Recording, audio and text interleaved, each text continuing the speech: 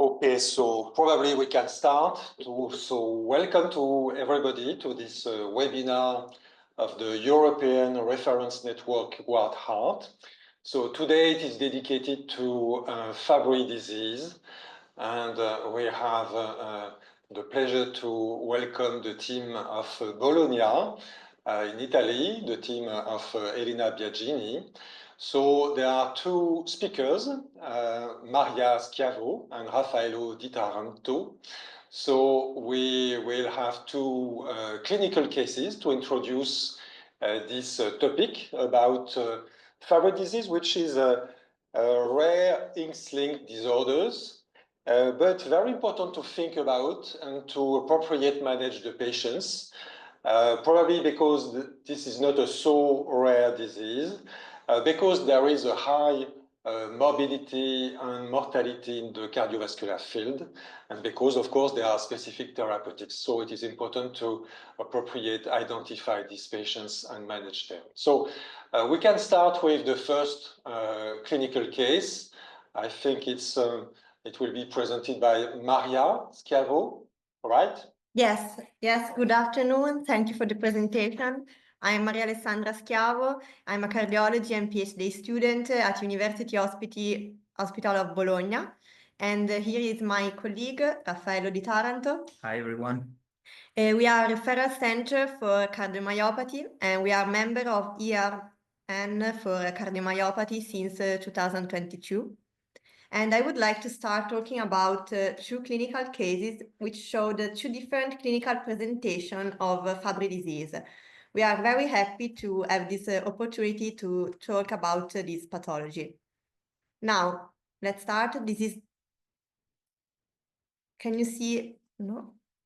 The second slide? No. Okay. Yeah, the first one is about a 63-year-old woman without cardiovascular risk factors with a family history of a mom and an aunt died for unknown heart disease in their old age. Her medical history started in 2009 with the first episode of rapid atrial fibrillation treated with propafenone. Her serum creatinine was normal. After some months, she was admitted to our hospital for recurrence of atrial fibrillation with significant troponin elevation. Angiography excluded coronary obstruction. ECG and echocardiogram revealed an hypertrophic phenotype. Spontaneous cardioversion was observed and disease her ECG in sinus rhythm with sign of left ventricular hypertrophy with secondary repolarization abnormalities. Her echocardiogram showed a pattern of concentric hypertrophy with maximum wall thickness of 14 millimeters, normal ventricular volumes, and systolic function. A mild to moderate aortic insufficiency. Genetic tests revealed no mutations in sarcomeric genes. A cardiac MRI was performed and confirms only mild hypertrophy in septal segments, no LGE, no perfusion defects at rest. In parametric mapping sequences, we found a slight reduction of T1 values. Normal values for our center are from 938 to 1058, and this is the values, so very low. In the meantime, years have passed. She had multiple recurrences of atrial fibrillation and a progressive worsening of renal function with mild proteinuria, which required the starting of hemodialysis. She also had multiple syncope episodes attributable to a Brady-Tachy syndrome. So the combination of hypertrophic cardiomyopathy and chronic kidney disease raised the suspicion of Fabry disease. Diagnostic tests for Fabry disease were performed. We found a normal alpha-galactosidase A enzyme activity and normal lyso-Gb3 plasma levels. However, being a woman, the disease cannot be ruled out, so gene sequencing must be performed and a pathogenic missense variant was found, the N215S, which is associated with late onset phenotype of Fabry disease. For the Brady-Tachy syndrome, a leadless pacemaker was implanted and simultaneously endomyocardial biopsy was performed, showing alterations consistent with Fabry disease. So the final diagnosis of a typical Fabry disease was done. The N215S mutation is known for a prevalent cardiac involvement. However, in this case, the patient has only mild cardiac involvement, especially in terms of hypertrophy, and mostly an arrhythmic burden. Kidneys are importantly involved in a very fast worsening of renal function, representing a significant aspect of the phenotype of this patient, who carries a usually defined cardiac variant of Fabry disease. The second case about a 47-year-old man, a current smoker, with a negative family history except for his mom with a mild chronic kidney disease. He came to medical attention for a left acute temporoparietal occipital stroke, presenting with blurred vision and perioral paresthesia and hyposthenia of the right arm. Brain MRI showed the ischemic area of the acute stroke. In addition, there are lacunar stroke and white matter hyperintensities can be seen. The laboratory tests were normal, as well as physical examination. This is the ECG, which showed a slightly reduced PR interval, normal intraventricular conduction, and ventricular repolarization. His echo showed a mild left ventricular hypertrophy, maximal wall thickness of 40 millimeters, no significant valve disease, normal biventricular volumes, and systolic function. From the exams carried out so far, which are complemented by an ECG Holter monitoring and an echo Doppler of carotid and vertebral arteries, both resulted normal, no obvious causes for the stroke have emerged, which is why we are dealing with a case of cryptogenic stroke. To better investigate the left ventricular hypertrophy, although mild, without obvious secondary causes, a cardiac MRI was performed. It confirmed a mild concentric hypertrophy with apicalization and splitting of papillary muscle. No LGE was found, and in mapping sequences, a low T1 value was diffusely measured. So this clinical case gave us some red flags to suspect Fabry disease. An ischemic stroke without obvious causes at a young age, family history of kidney disease. Regarding cardiac involvement, the red flags are a short PR without pre-excitation, typical of the early phase of cardiac involvement of the cardiac conduction system, concentric left ventricular hypertrophy with alterations of papillary muscle, and a low T1 value from MRI. Diagnostic tests for Fabry disease showed a severe reduction of enzyme activity and increased the values of lyso-Gb3 plasma levels. From gene analysis, a new pathogenic frameshift mutation was found. The results of this laboratory test lean towards a classical form of Fabry disease. Moreover, by further and specifically questioning our patient, he also reported acroparesthesia at a young age, hyperhidrosis, hearing loss since childhood, and episodes of abdominal pain associated with bowel disorder since adolescence. All these symptoms are now being reconsidered in the context of manifestations of a classical form of Fabry disease. I pass the floor to Raffaello to tell us systematically what are the signs and symptoms of Fabry disease and the red flags to suspect this rare disorder. Thank you, Maria Alessandra. So I will do a brief introduction of Fabry disease. So Fabry disease is an X-linked lysosomal storage disorder due to GLA mutation, leading to deficient alpha-Gal A activity and progressive glycosphingolipid accumulation. Clinical presentation may vary according to the activity, the residual activity of the enzyme. So we may have a classical phenotype that is more severe with a pediatric onset, multi-organ involvement that interests males mainly. despite sometimes women can be affected with a similar presentation. And the later onset phenotype, where we have the involvement of a single organ, that may be the heart, maybe the kidney, maybe the nervous system, with a later onset. Fabry disease is a multi-system involvement, and in its classical presentation, we have a predictable order of the appearance of the symptoms. So in the childhood or in the adolescence, we can have the involvement of the eye with the cornea verticillata, with tortured retinal vessels. We may have a skin lesion, so-called angiokeratomas. We may have reduced sweating, the hypohidrosis. With exercise intolerance, we may have neuropathic pain, especially in the extremities, that are triggered by high temperature, by stressful condition, by exercise.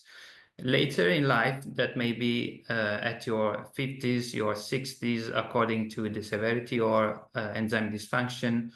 We may have the involvement of the central nervous system of the heart, with typically an unexplained left ventricular hypertrophy, or the involvement of the kidney, with renal insufficiency, sometimes so severe to require hemodialysis and kidney transplantation. These are two nice pictures that show on your left classical angiokeratoma. So these are reddish purple skin lesions that tend to cluster in the periumbilicus area or in the swimming trunk region. Sometimes may be quite restricted, so you need to look carefully for them to find them. And on your right, you can see the classical lesion of the cornea verticillata. So they are linear opacity that irradiate from a central point in the cornea, and in the same way, you need to look for them with a slit lamp, because they do not impair visual acuity.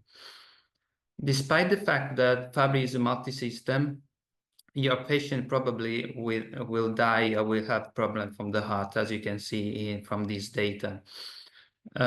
So what is the pathophysiology of Fabry cardiomyopathy? Everything starts with the storage. So you have storage that affects basically all the cells in the heart, from the myocyte to the fibroblast of the valves to the cells of the conduction system or of the vessels. So you have an unexplained LVH of the heart, with a progressive diastolic dysfunction and the beginning and later of systolic dysfunction. Vessel involvement causes ischemia, and conduction system involvement, ECG abnormalities, and bradycardia tachyarrhythmias. Ischemia can cause myocyte deaths and fibrosis, which in its turn may affect diastolic and systolic function. The GB3, the lyso-GB3, cause also inflammation, and inflammation may promote cell deaths and fibrosis as well.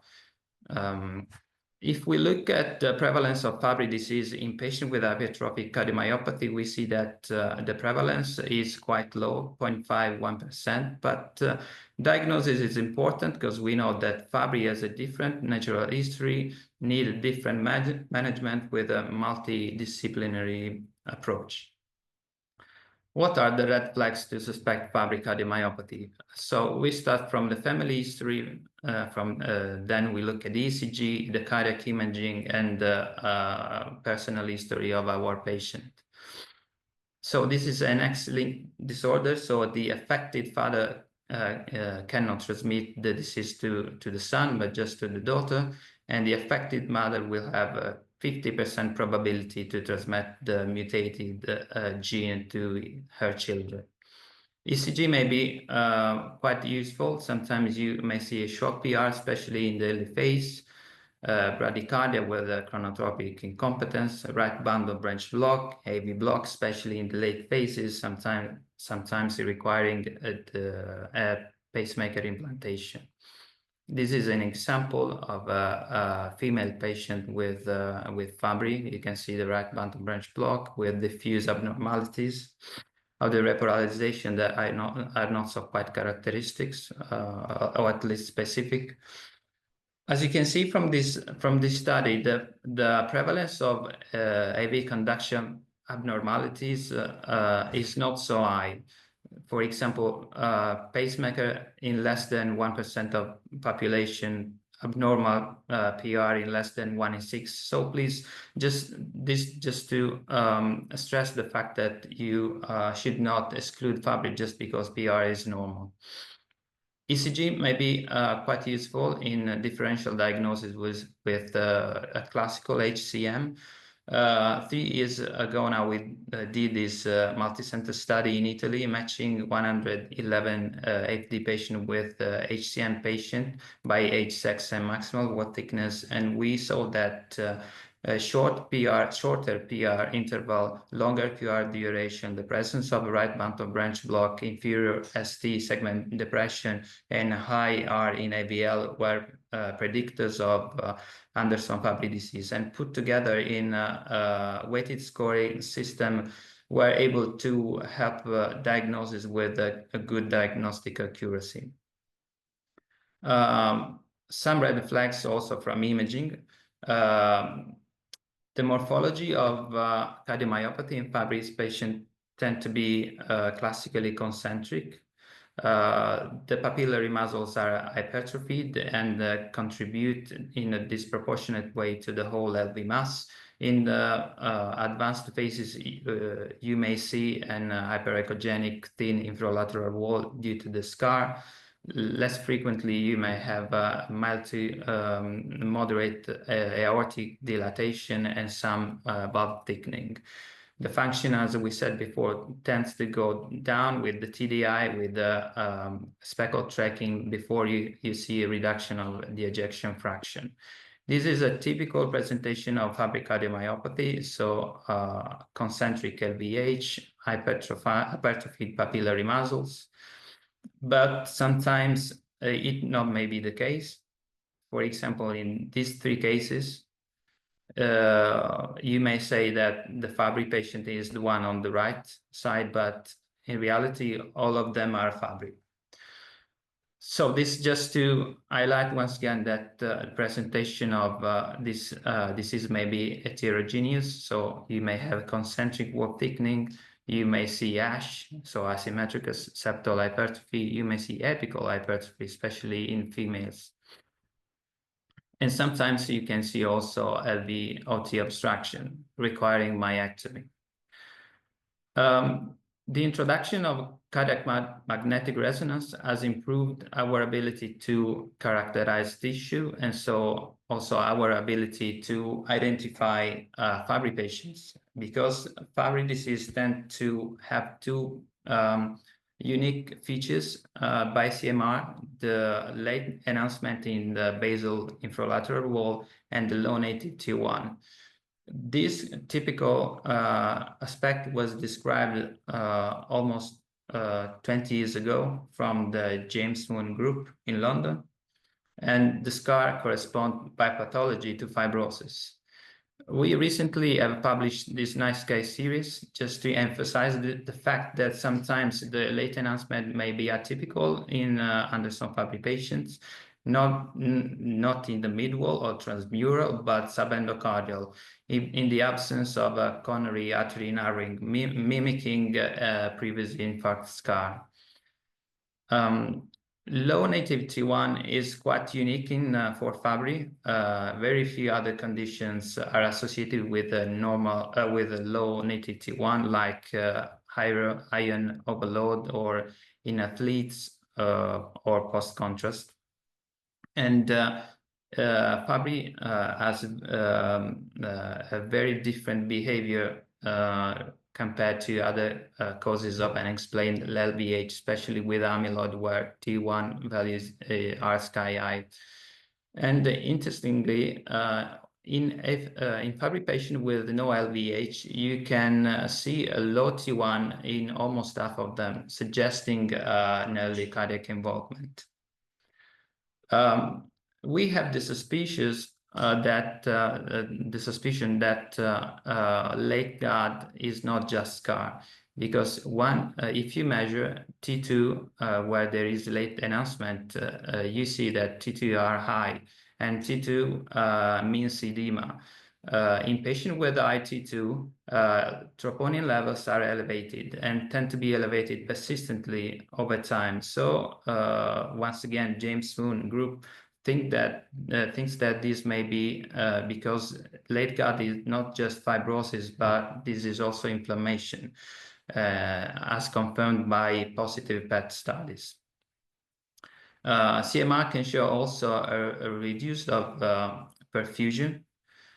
With perfusion mapping, patients tend to have an impaired myocardial perfusion compared to healthy control even before LVH appears.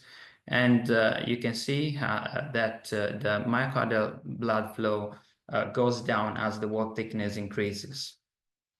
And so this is the basis why some of our patients may have chest pain or be admitted for myocardial infarction without coronary narrowing.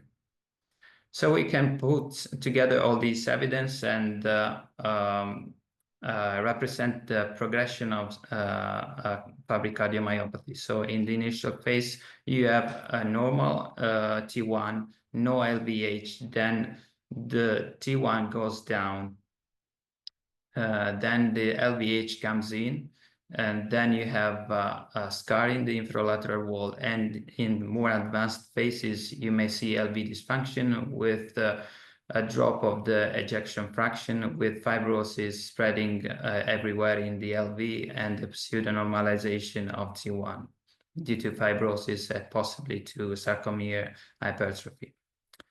So this was the first part of the, let's say, theory. Now, Maria Alessandra will show us another clinical case. Thank you. Perhaps we can stop a little bit, few minutes. If you have questions, do not hesitate to put your question through the chat. So thank you very much for this first case. So this is a very good illustration of the way we can think about, we can diagnose this Fabry disease. I have first question. What is for you the most important red flag in the woman you described in this case? For me, probably it's MRI and low T1, which is highly suggestive of. But how do you see your clinical case and the red flags you would like to summarize in this patient? Yeah, thank you for the question. Yeah, also for me, the most important red flag was the MRI, because the low T1 value in T1 mapping sequences, as Raffaello said before, is a marker of Fabry disease. Only two other pathology can have this low T1 value. Really, one pathology, iron overload, and athlete heart, but not so low value as we can see in this patient.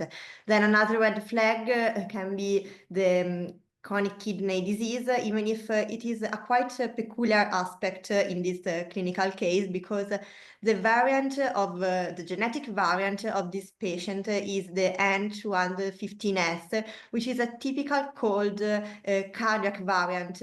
And in this case, yes, she has cardiac involvement, especially the arrhythmic burden of atrial fibrillation and Brady syndrome, but she has also a very important kidney disease. So the kidney is particularly affected also in this patient, even if the variant is typically described as a cardiac one. I fully agree. I think we should keep in mind that even in these patients with a so-called cardiac variant, we should be aware that chronic renal disease and insufficiency is not rare in this patient. So this is the most important, probably extra cardiac involvement in these patients. And in this patient, did you check systematically the other extra cardiac features? So there was no additional extra cardiac sign in this woman? Yes, in this woman, there are no other signs of the disease. She has a latent onset disease with cardiac and kidney involvement and no other signs of other organ involvement. Okay. And I have a question about the way to confirm the Fabry disease. So Yeah. if I remember, you first made dosage about alpha-galactosidase and lyso-Gb3. What about directly sequence the gene? No. And how did you get this in this particular clinical case? Yeah, I presented the three things in a sort of chronological order, but it is not the case. So we have the three things we have done the three things contemporary. So we have the sequencing, the gene sequencing, and the blood test for alpha-galactosidase A activity and lyso-Gb3 plasma levels, because we know that in a woman, not the normal value of the lyso-Gb3 and the normal value of alpha-galactosidase A enzyme activity cannot rule out the disease. So woman can have normal values of them, but they can still have the Fabry disease.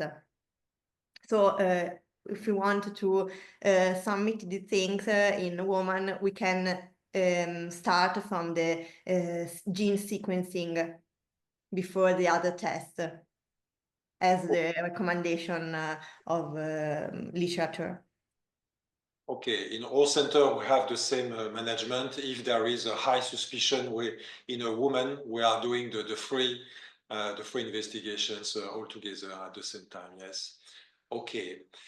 Fortunately, when there is no red flag, there is a possibility to make the right diagnosis through panel of genes, because nowadays usually the panels we are using in HCM patients are including the GLA gene. So fortunately, we can also diagnose such patients, even in the absence of red flags we could have missed also. Yeah. While in 2009, when the first genetic test was done, was only for sarcomeric genes, but it was a lot of years ago. Okay. Thank you. So probably we can move on the second talk, and if there are additional questions to the first case, we will be able to come back if necessary. Thank you. So who is starting with the second case? Yeah, I will start with the second case. For the second part of the meeting, I would like to start with a case of early cardiac involvement in Fabry disease. This case is about a 57-year-old woman with arterial hypertension and no significant comorbidities. She came to medical attention for family screening. As can be seen from this family tree, the maternal branch of the family includes several individuals affected by Fabry disease. The power of family screening has been well investigated in the literature, leading to several new diagnoses. Our patient was tested and she resulted positive. In particular, as a female, the first step was mutation analysis of GLA gene, and a missense mutation was found. Enzyme activity was normal, and the lyso-Gb3 plasma levels were at the upper limit of normal. The likely phenotype associated to this mutation is late onset. The patient has no cardiovascular symptoms, normal physical examination, and laboratory tests do not show any abnormalities. In particular, creatinine was normal, as well as troponin and BNP, and no microalbuminuria was found. The ECG reveals the first red flag. A short PR interval, intraventricular conduction and ventricular repolarization were normal. At the echocardiogram, we can see normal left ventricular wall thickness, normal volumes, and ventricular function, and she has no valve disease. We further investigate a potential cardiac involvement by CMR, which confirms normal values of left ventricular wall thickness, normal biventricular volumes, and systolic function. There are split multiple papillary muscles, and no LGE was found. Mapping sequences revealed a patchy, slightly reduced T1 values at the mid-inferior and inferolateral segments and the normal T2 mapping values. So from these exams, no measured signs of organ involvement are present. There is no cardiac hypertrophy, no fibrosis, but we have found a slightly patchy reduction in T1 mapping on CMR and minimal ECG abnormalities. So we are in the pre-hypertrophic phase of Fabry disease. We know from the literature that early T1 lowering is often patchy. So using more than one region of interest to measure T1 values can increase diagnostic sensitivity. In this phase, some ECG abnormalities can detect an early stage of the disease, even before lowering of T1 values.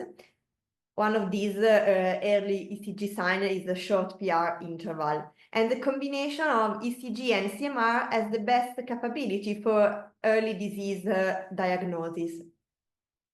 For our patient, to confirm cardiac involvement in Fabry disease, an endomyocardial biopsy was performed. It shows subendocardial fibrosis and mild focal interstitial fibrosis, focal microvacuolization of cardiomyocytes. Upon ultrastructural analysis, areas of focal accumulation of myelin-like material with concentric lamellae were found, compatible with the accumulation of complex lipids. So at this point, we wonder if what we have found is enough to warrant the initiation of specific therapy.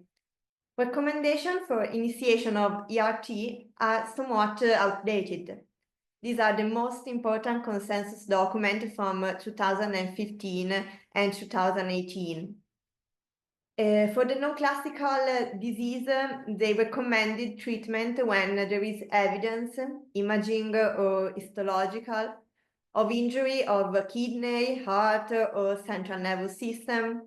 And in the case of the heart, it is represented by hypertrophy or fibrosis.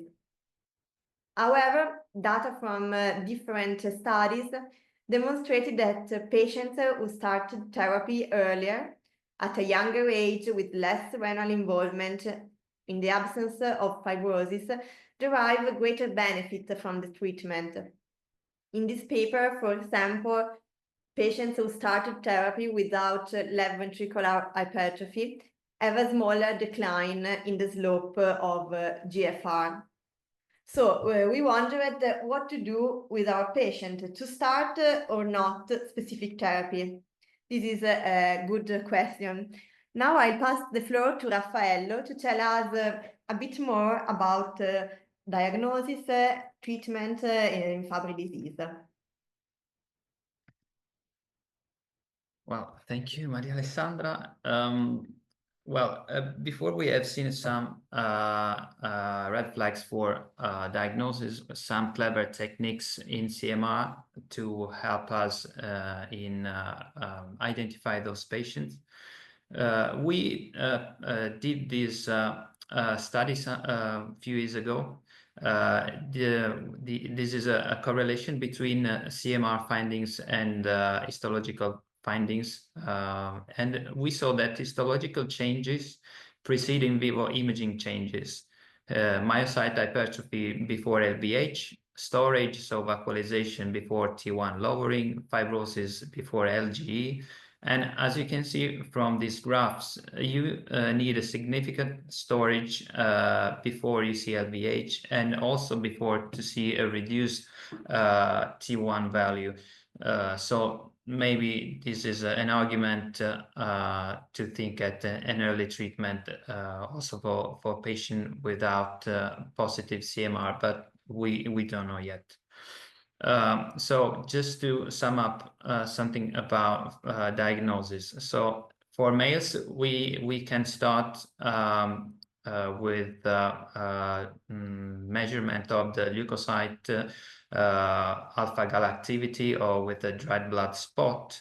And when the activity is low, we can confirm diagnosis with a gene test that may show a pathogenic or likely pathogenic variant, may show a bit benign variant. In this case, the Fabry diagnosis is unlikely, or we may find a variant of unknown significance. In this case, we need to dose the lyso-Gb3 and perform a biopsy of the most affected organ that in our case is the heart, so an endomyocardial biopsy that classically show vacuolization by light microscopy and lamella bodies or zebra bodies at electron microscopy. For females, the story is a little bit different, as Maria Alessandra showed us, because the enzyme activity in the lyso-Gb3 may be normal or low normal. So in those patients, we need to proceed directly to the gene test. Once we have diagnosis, we need to decide to start treatment. Nowadays, we have different possibility to treat our Fabry patients. A recombinant form of the enzyme. So we have 3 approved drugs on the market, the algasidase alpha, beta, and the recently approved PGL-884. These are infused every 2 weeks. And we have also the possibility to use migalastat. That is an oral chaperone. Of course, apart from Fabry-specific therapies, we have also supported therapies like ACE inhibitors, ARB, to prevent renal dysfunction, device therapy where is indicated for bradyarrhythmias or for tachyarrhythmias. When to start ERT? Well, for classic Fabry mutation, ERT should be considered in all patients at any ages if the patient is a male. For female, the ERT is recommended if the patient is symptomatic, or if the patient is asymptomatic when you have signs of organ involvement.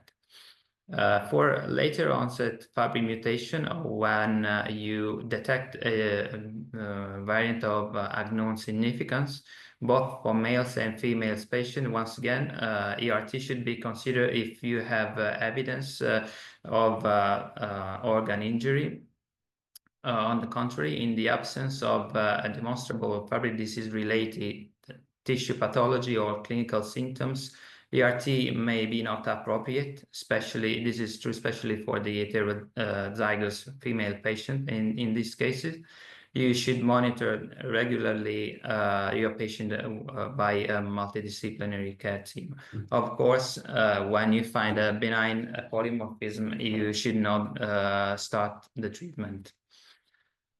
Which is the evidence of ERT? Well, as you know, Fabry is a rare condition, so this is not surprising. Most of the evidence come from observational studies and from registries. We have a few randomized controlled trials. The effectiveness of ERT is especially on neuropathic pain, gastrointestinal manifestation, on heat and exercise intolerance. We know that ERT slows or frees the renal disease progression, and long-term follow-up studies show that ERT delays cardiac disease progression and reduces the cardiovascular event rate. We don't know the impact of this therapy on hard cardiac endpoint yet. We especially on mortality, if this ERT is able to reduce mortality. Many factors influence the ERT response: the phenotype, the sex, the timing, the dosage of ERT, the presence of anti-drug antibodies, and as Maria Alessandra highlighted before, the earlier you start treatment, the better is the results you may see. Migalastat is another therapeutical possibility. This is a different approach to treat Fabry. This is a small oral molecule that stabilizes enzyme, preventing its degradation in the endoplasmic reticulum, and allowing its trafficking to lysosome, where the enzyme can do its job. There is to say can break down sphingolipids. Not all the variants are treatable with this drug. Just a few of them. This is the concept of migalastat amenability, because you need to have an endogenous enzyme to be shuttled to the lysosome. If you don't have an endogenous enzyme, migalastat can promote the trafficking. It is not recommended if you have a severe renal dysfunction, and we don't know if the drug is effective and safe in children less than 12. These are the two randomized controlled trials that let the drug to be approved. Are two randomized trial where the migalastat is compared with placebo and with ERT, followed by an open label extension. Of course, we are waiting for mid to long-term data from real life to know better about this drug. These are the new therapies for Fabry that are under evaluation. So the SRT, the substrate reduction therapy, like venglustat and lucerastat, that acts upstream compared the ERT and compared to migalastat, preventing the formation of alpha gallate substrate by the inhibition of the glycosylceramide synthesis. And these are the therapy of the future, the gene therapy. We have two different approach, in vivo and ex vivo. In the ex vivo approach, you need to remove the cells from your patient, the hematopoietic stem cells, to do the transduction in vivo, and then to give the cells modified back to your patient after doing chemotherapy to prevent rejection. In the in vivo approach, you infuse directly the modified virus containing the corrected form of the GLA. These new therapy are under evaluation, and so this is hopefully new elements for our portfolio to treat this patient. This was my last slide, and I take the chance to introduce our registry, European Fabry Disease Registry, having as coordinators Elena Biagini and Giuseppe Limongelli from Naples. So this is just an opportunity to renew our invitation to join us in this registry. This registry starts from a national experience with the Italian Fabry Disease Cardiovascular Registry. So this is a registry focused just on the cardiovascular aspect of this condition. We have enrolled so far about 50 centers from Italy, and so we are excited of this new adventure in Europe with the help of the ERN. So we hope you will join us in the next weeks. So thanks everyone for the attention, and we are here happy to answer to your questions. Thank you very much. And indeed, this ERN registry will be very important to progress on several questions that are still there about the management, especially. So it will start, as you said, within the next weeks or months, but so it will be a very important step. So coming back to the clinical case, once again, do not hesitate to ask your questions. Regarding the diagnosis, you came back to the global diagnosis strategy and the biopsy sometimes, but very rare in our experience to be to go to this biopsy for the diagnosis only. What do you think about still remaining indications for biopsy, endomyocardial biopsy, or so on? So, in which situations you think you mentioned about variant of uncertain significance? So it is one indication. So do you see additional situations in which this particular diagnosis requires some histological proofs?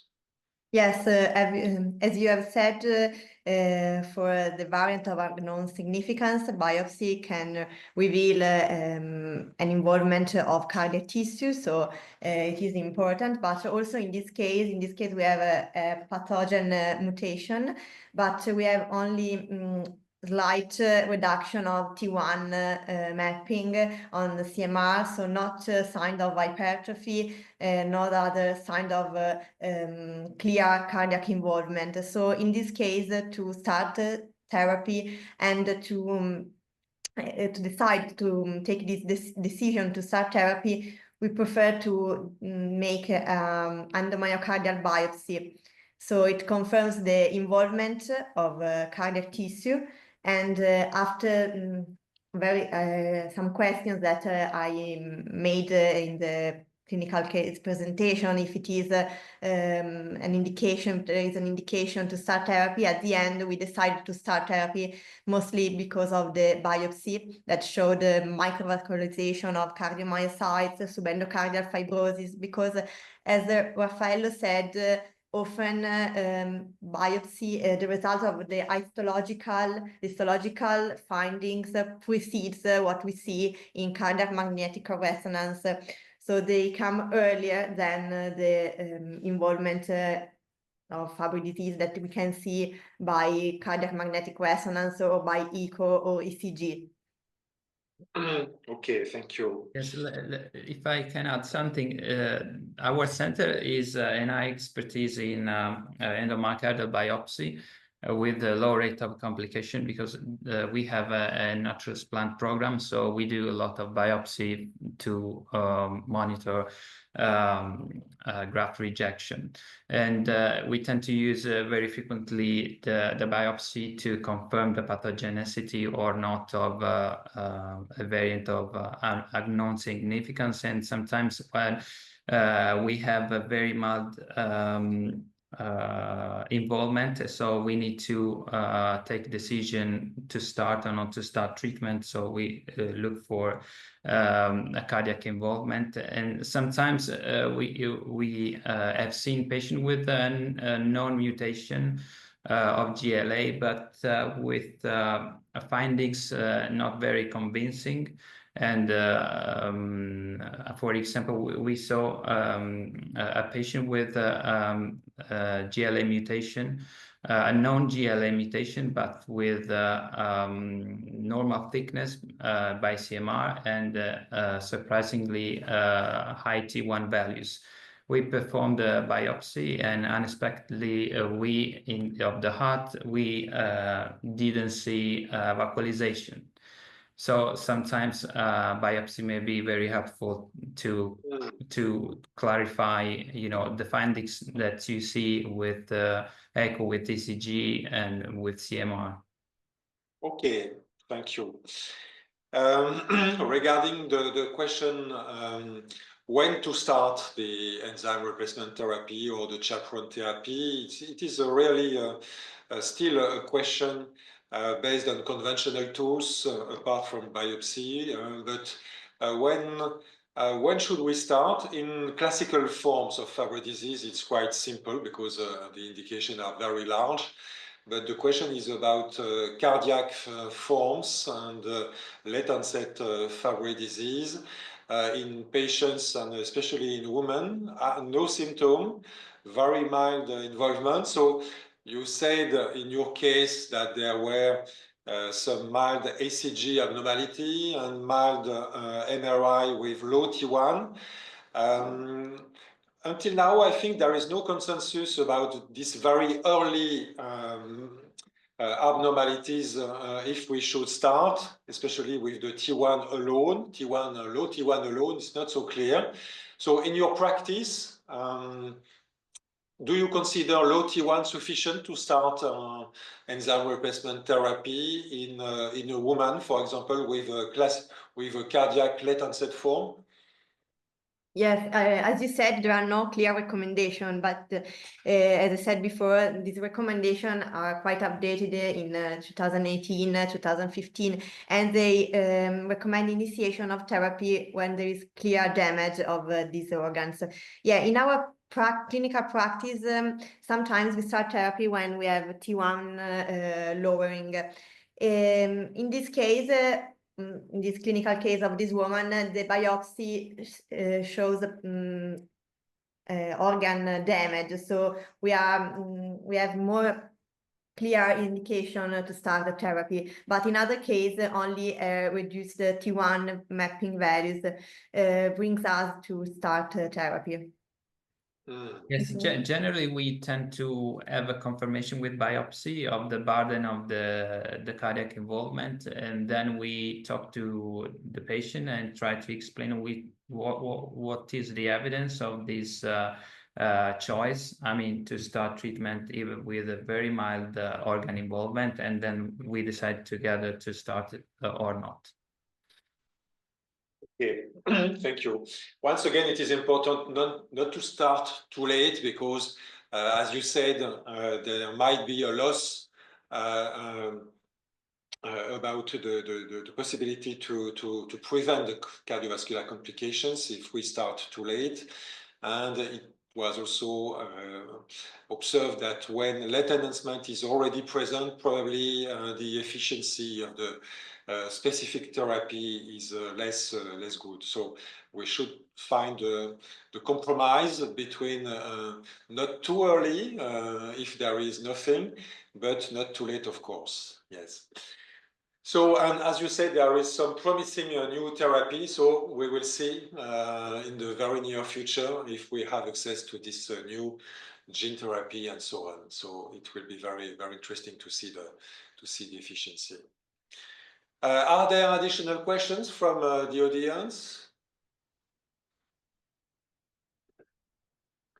Possibly not.